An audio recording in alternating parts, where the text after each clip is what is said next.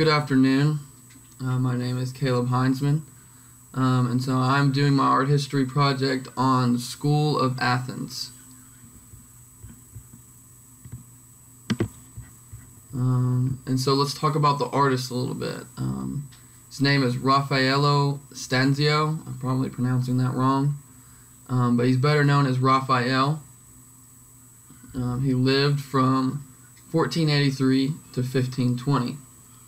And so the painting was commissioned by Pope Julius II to paint his papal apartments. And Raphael painted the School of Athens as a part of decorating the Stanza della Signatura. And so on the bottom left here, we can see the artist, Raphael.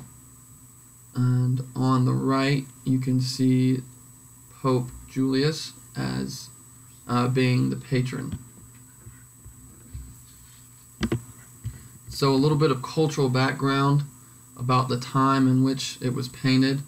And so Europe was going through a period in their society known as the Renaissance. And the Renaissance was a period marking the transition from the Middle Ages to modernity, or the modern period. And it covered the 15th and 16th centuries. And it was a time of fascination with classical Rome. And it was also a time where there was high interest in great thinkers and artists of that time period, and as well as time periods in the past. And so perhaps this interest inspired Raphael to complete the work.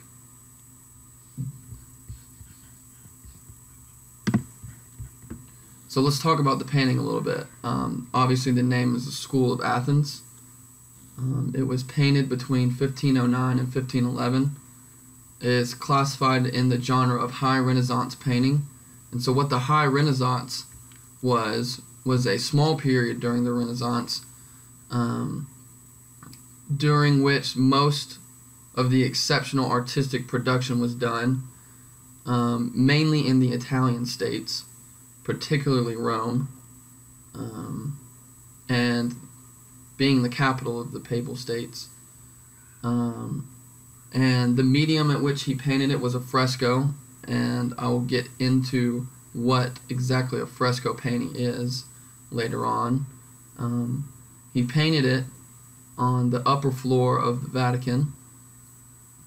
Very, very religious significance to that building. And it was regarded by critics as one of the greatest Renaissance paintings.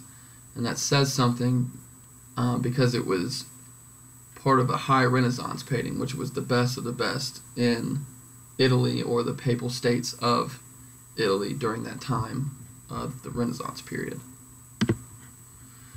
And so let's talk about the medium a little bit. It was a fresco painting, and what a fresco is a water-based pigment that is on freshly applied plaster. And when the pigment dries and sets with the plaster, it becomes a permanent part of the wall.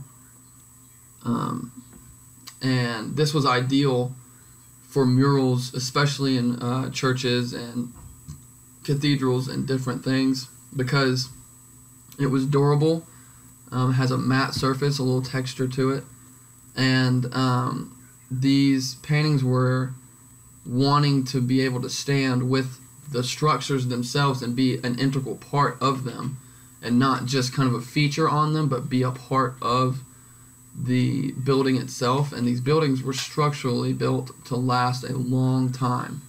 And so these artists were wanting these paintings to last the duration that the building lasts, and lasts around the same amount of time. So this was a significant medium for Raphael to use with this painting. Showed how long he wanted it to last. And so some features of the School of Athens, as you can see down here, it's a gathering of famous thinkers, artists, and other cultural influences during the time.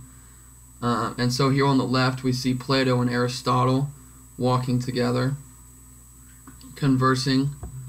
You see Diogenes over here sitting and thinking. Pythagoras writing in his book, doing probably some calculus. And Socrates and others conversing, thinking.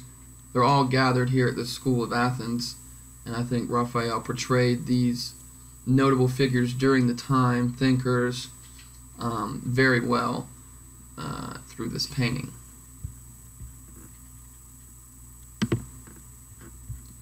Some more features of the School of Athens. Features two statues, Apollo and Minerva, as you can see down here below. Apollo, he was revered because of his ability to heal diseases, and Minerva was revered as the goddess of art. And so these statues' locations in the painting also has significant meanings, and they're located on either side of the group of people that are gathered to discuss and think different topics. And so I believe that it shows, through Apollo and Minerva, it shows that the two different sides of probably what they were discussing. Apollo being science, maybe medicine, more of the secular.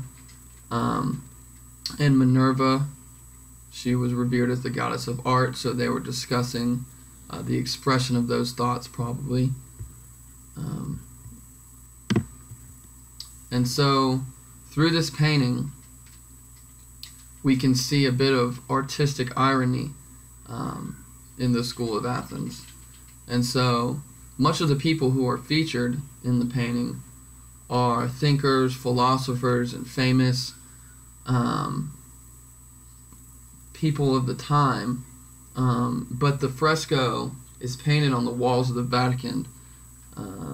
The Vatican is a Catholic landmark, a very religious landmark, and so there's a bit of irony with that, because the thinkers and the philosophers of the time were more scientific or secular, and the Vatican and Catholic practices were more separated in society from the secular or scientific community into more of a compartmentalized spiritual section of society. And so the purpose in that is that the fresco shows the synergy between the Christian world and the world of science. I believe that was Raphael's goal with this artistic irony in the School of Athens painting fresco.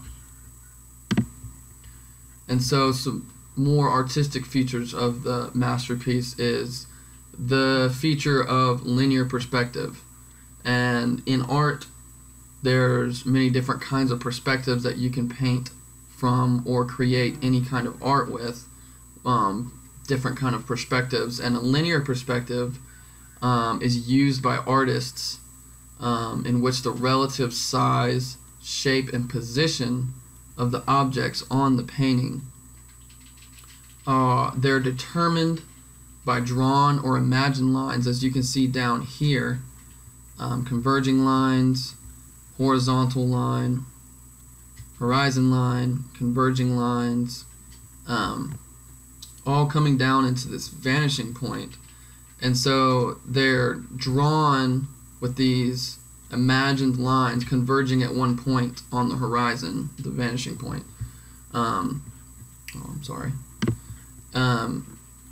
And you can see that these features on the painting on the horizon, seems like nobody's head goes really above that, a little bit, but nobody really goes above that horizon line.